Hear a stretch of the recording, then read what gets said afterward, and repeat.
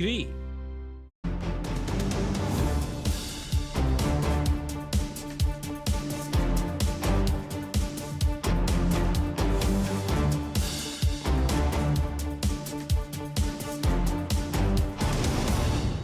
Welcome to a special edition of Your Region This Week. I'm Anandi Carol-Woolery. In this episode, we are going to focus on holiday self-care and talk about how to navigate the holiday season. Whether you're trying to stay on track and not overindulge during festive celebrations or dealing with anxiety and stress that comes with the holiday season, we have tips and advice to help. We visited Carespace Health and Wellness and spoke with practitioners who share their expertise.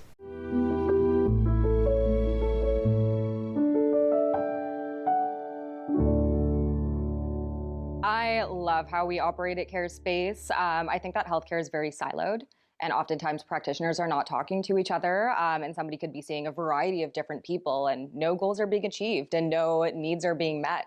At Carespace, our goal is to mitigate that and really work together in an interdisciplinary way to treat the client from a holistic perspective. There are many spectrums of health, and they all affect each other. And I think that sometimes we get so caught up in feeling good about something that we don't do that thing if we don't feel good about it. And sometimes if you do the thing, then you will eventually feel good about it. So there's a lot of positive and negative feedback with exercise, mental health, nutrition, all of these things. And I think that this is a great space to take all that into consideration. So try not to rest at the bottom, leave a little bit of tension and then bring it back up under control. And that's the spot at the top right there. Coming into a space like this and being able to, focus on physical health, but then touch on mental health, potentially spiritual health, if that's your thing, and breathing and get in sync with meditation and proper nutrition supplementation. That's all something that we can do here at Carespace, which is fantastic. And you don't have to leave and see 5 different practitioners at 5 different clinics. We all share your health history, and that's obviously with consent. And we walk through and we huddle and we talk about each case individually and all of the important intricacies, because every human is different. And so I think it's important for us to take a step back and look at the broader picture when it comes to health and fitness. This time of the year isn't always so happy for everyone. It often brings up a variety of emotions. We spoke with a psychotherapist who offers some insight and tips to help. So boiled down, psychotherapy is a form of mental health treatment that can help individuals, couples, and families navigate any difficult thoughts, feelings, behaviors, things like that. What I want them to know about psychotherapy, it's helpful. I'm biased because I'm a psychotherapist, but having a neutral third party to talk to that has no association to your friends, family members, anything like that, who can provide different sorts of advice and tips for you, it's really beneficial. There are 2 main challenges that I say people typically face this time of year. Firstly being familial issues, so issues with family, in-laws, things like that. And then also the change in weather and temperature can really impact people in a negative way. Take care of your mental health during the season. Lots of things could go awry, especially the change in weather. It has a huge impact on people, even if it's in a subconscious way. So do what you can to take care of yourself. Lean on the people that you have in your life. Seek supports if need be. There are other resources available as well, but yeah, do your best to just do your best. What I like to do to help clients through something like that is help them identify their bright spots. So support network and people that they can really rely on and lean on. Some in-the-moment stress management techniques that they can practice that are a little bit more inconspicuous. So for example, something like pulling your ear can actually help relieve some tension in the moment. So just little kind of inconspicuous things that people can do. Really deep breathing is typically something that people can hide as well if you just sit and take some deep belly breaths. Excuse yourself from the table if need be. Go take some breaths in the washroom. Go maybe have some deep breaths of fresh air as well. Just little things that are feasible and tangible that you can implement. For my clients, what I do if they struggle to identify social support networks is put together a resource list for them. So hotlines, websites, maybe pages on social media that they can access that help provide additional support. Ultimately, it's up to them and what they're looking for and what their goals are. Typically, when they come into Carespace, central to our model is coordinated care. So if they're coming in with anxiety and they also maybe have some physical pain or they overate and are feeling stressed about it, then I would coordinate with like a dietitian or a naturopathic doctor, bring them into my treatment plan and make sure that all of their needs are being met if I can't meet them within my own scope of practice. I would do a bit of a lifestyle assessment and definitely validate where people are at, because people are coming to a psychotherapist with some sort of struggle or issue, and it's important that we validate where they are at present and then also help them to change any negative thoughts, feelings, behaviors that they might have as well. Coming up, food for thought. Don't mess up your day or change your day. Have your breakfast, have your lunch, have a snack, make sure that you're fueled, hydrated really well, and when you go there, your body's going to be fueled and adequately, and you're going to feel not as hungry.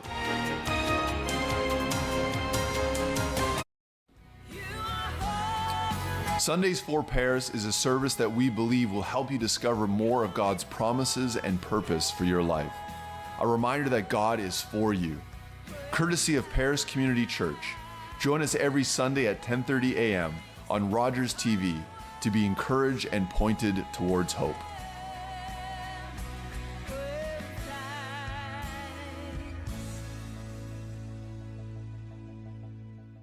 Leonard Thompson, 13 years old, diabetes mellitus, 65 pounds.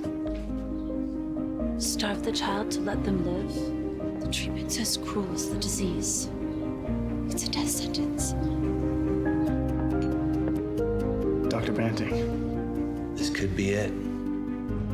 He's the first to receive this trial. But will it save him?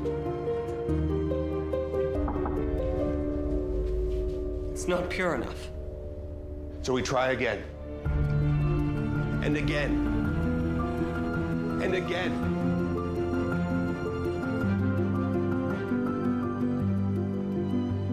Before the discovery of insulin, diabetes was a death sentence. Banting, Best, Collip, and MacLeod's breakthrough has saved millions of lives. Leonard Thompson's was the first. My childhood was quite difficult growing up in the foster system. As a foster child, you don't get access to a lot of the same opportunities that biological children would. When I started post-secondary, the grants that I received from Children's Aid Foundation of Canada gave me the opportunity to choose what I wanted to do and not limit my choices to what I could afford on my own. Education makes every child unstoppable.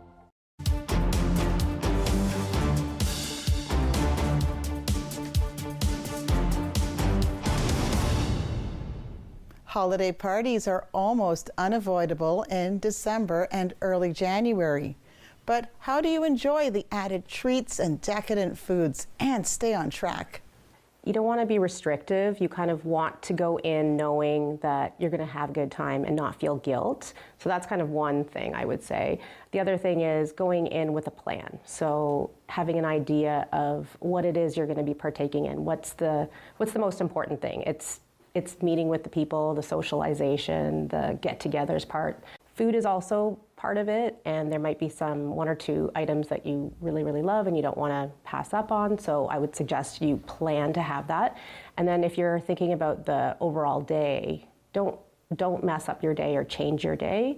Have your breakfast, have your lunch, have a snack, make sure that you're fueled, hydrated really well, and when you go there, your body's going to be fueled and adequately, and you're going to feel not as hungry, right? So a lot of people do go in starving or planning to, overindulge. And if that's not your goal, you want to think about that. You want to think, okay, I want to indulge a little bit, but I don't want to overindulge so that it kind of kills my plan, right? So, and there's a lot of events, right? So you might have work events, family events. So if you think about how many there are, do you have to indulge at every?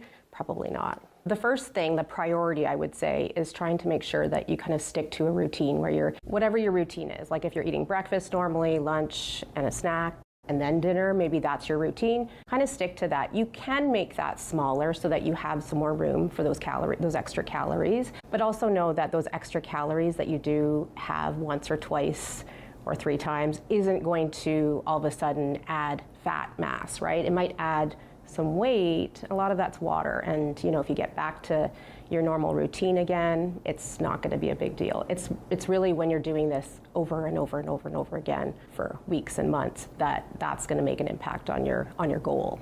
And the other thing I would say is that the first priority would be staying with your routine, and then maybe within each meal you make sure that you have some protein, have some colorful things like with fiber, like vegetables and fruit. Try to have some carbohydrates, because those carbohydrates are going to give you energy throughout the day. Maybe not load up on them, but make sure you have a bit. Try to be balanced is what I often say to my clients. The thing is also drinking too. Just be cognizant that that can really impact your inhibitions, and so we tend to eat more, or when we drink more. So that's just something to pay attention to. Make sure you're hydrating in between. Maybe go in with a plan of how many drinks you're going to have, and whether or not you need to have as many as you maybe had before, right? Oftentimes I see a lot of all or nothing kind of attitudes where they think, okay, well, I'm gonna do really, really well up until, okay, now it's Thanksgiving, it's Christmas, it's Halloween. All those things kind of go back to back to back, and they kind of give themselves a free-for-all rather than thinking about, okay, no, my plan is long term, and I gotta make some concessions during those times. They just say, okay, I can't work on this at all. And when you go in there without that awareness piece and without, having a plan, then all breaks loose, right? You kind of just go for it, and then you feel guilty, and that's the problem, is the guilt that comes with it. And then they go back to, okay, I have to over-restrict, or maybe I have to exercise more. And that's not really, at the end of the day, what you want to be doing. You want to be just living life and enjoying it, and that shouldn't be the focus. When we think negatively, like, oh, I failed, or oh, I messed up, there's nothing you can do about that, right? You can't change that. It's just, okay, well, I had a good time. What did I get out of that? Was there enjoyment? What will I do next time? That's something that I might, say to reflect on. But then moving forward, what can I do now? What's in my control? And that's what I would say to focus on, and try to stay positive, and try to think about the things that, hey, what did you do right? Did you stick to eating your 3 meals a day? Did you try to have balance? Did you prioritize protein? Those are things that oftentimes my clients are working on, and that might be a considerable change from their norm. And if they stuck to that during those times, they can fall back and say, well, I actually did work on my plan. Wasn't perfect, because nobody's perfect. No time is perfect. But they can say, yeah, I worked on that, and I've been pretty consistent for the last however many weeks or months, and I still stuck to that during that time. So I really do say for people to focus on the positives, because that's going to help with the motivation. That's going to help with, hey, I'm doing something right, and I should stick to this. During the non-holiday time, I usually do say to people, like, try to do that 80-20% kind of thing. If they have a strict, like weight loss goal or a weight gain goal, that type of thing. You want to be focusing on those, that motto. But then during the holidays, I'm not going to say be strict about it, but really, pay attention to those fun foods that you're excited about, and really try to eat them mindfully. So when I say mindfully, I mean slowly. I mean really pay attention to the textures, the tastes, the mouthfeel, all of that. Because when you slow down, you don't really need to have a lot to get that satisfaction and that enjoyment. So if you know going in that that's what you're going to do, and you're going to make sure you eat till you're satisfied, you won't really overdo it. That's the other thing, is that there's not really any good food, bad food. It's just food is food. It gives you different nutrients. It might give you more calories, but that doesn't mean it's good or bad. It's going to give you something. It's going to give you pleasure. At the end of the day, you want to be fueling your body with good nutrients most of the time. But having those fun foods is also going to give you joy or soul or whatnot, and that's really good for your mental health too, right? So you want to be able to enjoy that in a social setting, and being with family and friends. without it impacting, how you feel about it, right? So if you don't think of that food as bad, it's just food and something I'm going to enjoy, then it really doesn't matter. One other thing that I think about during the holiday is other people's comments. I know that I get a lot of clients saying that, oh, I'm not looking forward to, visiting home because it's going to be, they're going to make comments about my body or comments on what I eat or drink. It's a touchy subject, and it's sometimes very hard to change, like your parents or grandparents, because they live in a generation where that was normal. But trying to understand that, it is hard. You have to kind of make a barrier, or at least make a comment, just say, thank you for your comment, but my body is my body, and I'll do what I want to do with that, and try to steer the conversation away from that, and not feel bad, because that's another issue that people have, is that they're worried about what other people think about them, and half the time people aren't really thinking about that unless somebody's coming at you with those comments, right? So just enjoy yourself, and it's 1 or 2 days of the year, right? And if you have a goal in mind, you're working at it. It's a progress. It's a process. Sorry, I should say. And really, consistency is going to make the difference in the end.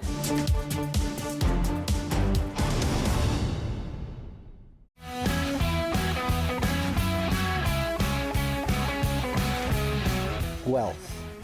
The Royal City. Learn about the people, places, organizations, and events that make up your hometown.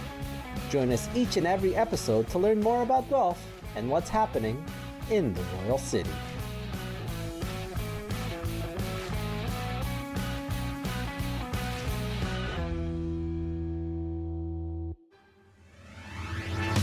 Hey folks, it's me, Giovanni Petiti, the host of Not Tonight.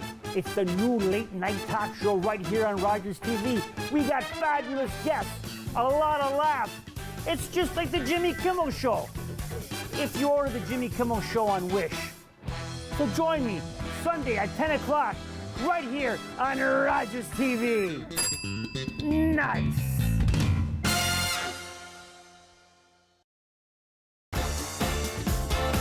Hello, welcome to Lions TV Bingo. An announcement, we are now on Mondays. Yes, every Monday from now on, Lions TV Bingo is going to be here on Rogers. We'll see you this Monday. Hey, what's up? We're Chris and Cam, host of What's Buzzin' right here on Rogers TV. We talk about local trends, we interview local guests, and we overall just have a lot of fun. 8 p.m. Wednesday nights on Rogers TV. Stay tuned. Think it's okay to drive high? Think again. Drug-impaired driving is as illegal as drunk driving, and in Ontario, the penalties are the same. If police suspect you're driving under the influence of drugs of any kind, or a combination of drugs and alcohol, and you fail a roadside test, your license will be suspended immediately for up to 30 days. You'll pay a penalty of $198. And you can be charged with a criminal offense of impaired driving, the same as alcohol. Driving high is never okay.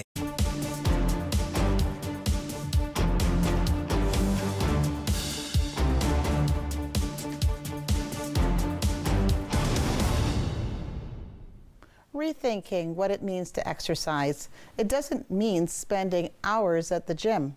Simply adding movement will make a difference to your overall health and well-being. My name is Ian Alishaw, and I'm a registered kinesiologist here. I'm also a certified fascial stretch therapist and low back pain specialist. Basically, I have clients come in. If they're new clients or old clients, sometimes we just do a full reassessment. So I'll have a client come in and we'll go through a functional movement screen first to assess their motor patterns, how they move, if they have any limitations or any pain, anything like that. And then we bridge into an actual kinesiologist assessment where we get to go over motor patterning in general and talk about the 4 major things within movement, which are strength, stability, mobility, and motor patterning. The fun part is getting to explain a lot of the education components to clients, because that's where I like to say I thrive as an educator. So getting people to understand that Sometimes pain doesn't necessarily come from lack of flexibility, or pain doesn't come from lack of strength. Sometimes it can just come from anatomical disposition or where your bones or anything are actually located at the time. So helping fix and assess those things slowly over time. And that's one thing that's really cool about Carespace. We get to kind of work as a team in this multidisciplinary atmosphere, talk to each other on multiple assessments, and then construct a plan and an actual template of how we're gonna do that together. I would say it's really difficult during the holiday season, especially in Canada and Ontario, because it's so cold outside. Honestly, I think that the biggest thing that you can do just starting off in any program is just moving more. Scheduling something for yourself, like set that time aside for yourself and just get some movement in. If it comes to walking or even doing laps around the house, maybe you have a kitchen island, doing laps around there is great. I mean, obviously playing with children if you have kids is fantastic, but incorporating some kind of basic movement to your life and or increasing some of that basic movement. So standing up and sitting down from a couch a couple times a day, breaking up the monotony of sitting or standing, because both can be detrimental over a long term. When we think about weight loss and weight gain, it does come down to a fairly simple equation that most of us know is calories in, calories out. Now, if you don't have any other pre-existing health conditions, then that's pretty consistent when it comes down to it. Hormones obviously play a part, and there are other intricacies there for sure, but when you go into holidays and you're eating more, if you want to balance out your weight, you also need to move more. So you don't necessarily have to spend 2 hours on a treadmill or on an elliptical every single day, or go into a strength training facility or a gym and lift weights and barbells for 2 hours. That's 100% not what you really want to do, and especially not at the beginning when you're starting off into a program. So my advice would be increase your movement in any way, shape, or form that you can in a very controlled manner. Especially if you're just starting off, you want to do small jumps at the beginning and make sure that you're not increasing the intensity too quickly or the frequency, because that's what's actually going to cause you to probably be like, oh, you know, I ran for 2 hours today, my legs are so sore and I feel terrible, I'm tired, and then you're not going to go back to it, right? So small jumps, 10-minute sessions, 5-minute sessions, doing a little bit more throughout the day spread out is going to be a low to moderate increase in intensity. That's going to be something that's much more controllable, much more consistent.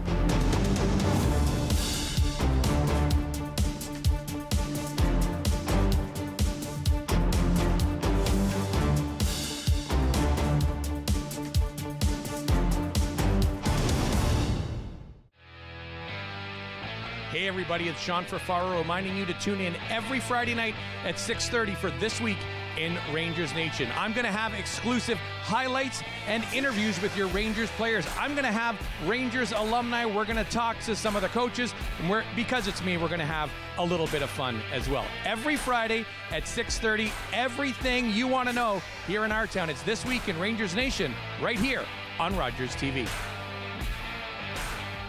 Today, I helped a parent feed their family by connecting them to a food program.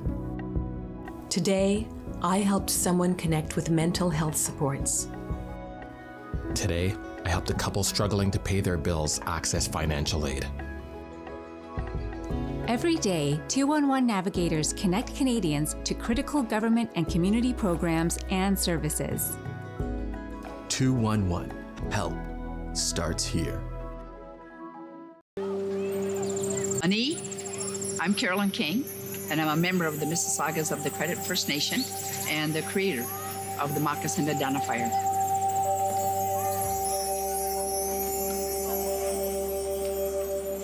Philip Cote, an artist in Toronto here, took and redrew real moccasins. We're starting over with the children. The idea is that they would research whose land their school is built on, near, or what treaty area they're in. And the educational kit that we have has all that information in there. And the children just, love it. My dream is that this province will be covered with moccasin identifiers within the next decade, and they will forever know whose land they're on. That's the goal. Educate and awareness with a nice, simple little program called the Moccasin Identifier.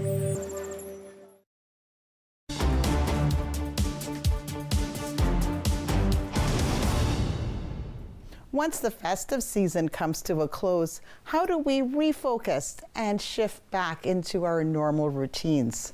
I'll look at a few tips to help with body and mind. Depends on how the holidays go, but the liver sometimes takes a beating because of festive events where we're drinking more alcohol. So thinking about the liver makes sense kind of after the holidays. There are herbs that can be supportive to the liver function and help those detoxification pathways. Something like milk thistle or dandelion root can make a difference. Even something like lemon water every morning can be a gentle detoxification that can help the liver do its thing. Making sure your regular meals are balanced. Getting back on track after the holidays can be a challenge. Sometimes through the holidays it's a stressful time for some, right? So your cortisol level can go up and that can turn into a chronic issue. So people aren't maybe not feeling their best. So as a naturopath, what I can do is test whether your cortisol is high. And if that's the case, then there are definitely supplements that can help. There's adaptogenic herbs that can help kind of re-regulate your stress hormone system, get you back on track that way. So that's what I would recommend. And sometimes, the new year can be a time of rejuvenation, right? It's a time where, you don't want to rely too much on the New Year's resolutions per se, but something like you can also take advantage of that sense of everything's new again, right? And start a new habit. So something like meditation can be, or any mindfulness breathing habit or something like that can help with those cortisol levels. And the new year can be a good time for that. Weight gain and tiredness, like fatigue, and certainly after the holidays, if you're feeling more sluggish or, and a little bit of that makes sense, right? As you get back on track, or when you're through the holidays, there is more stress and there are more times where we're out of our routine. But if you're getting back on track after the holidays and you're still not feeling the way you expect, it's a good idea to check in with a naturopath or your healthcare practitioner that can help kind of identify whether cortisol is an issue or whether you're actually would benefit from some extra support. That's our show. Thanks for watching this special edition of Your Region This Week. I'm Anandi Carroll-Bullery. See you next time.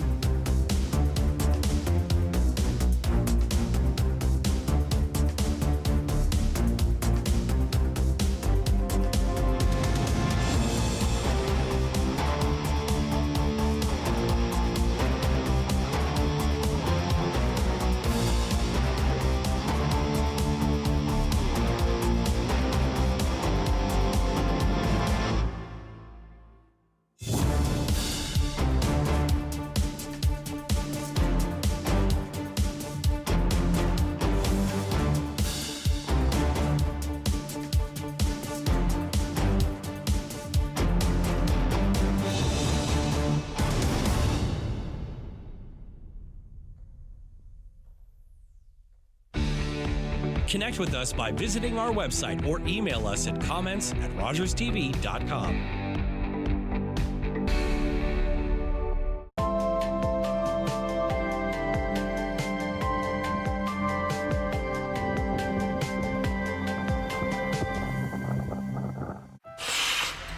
For me, it all started here.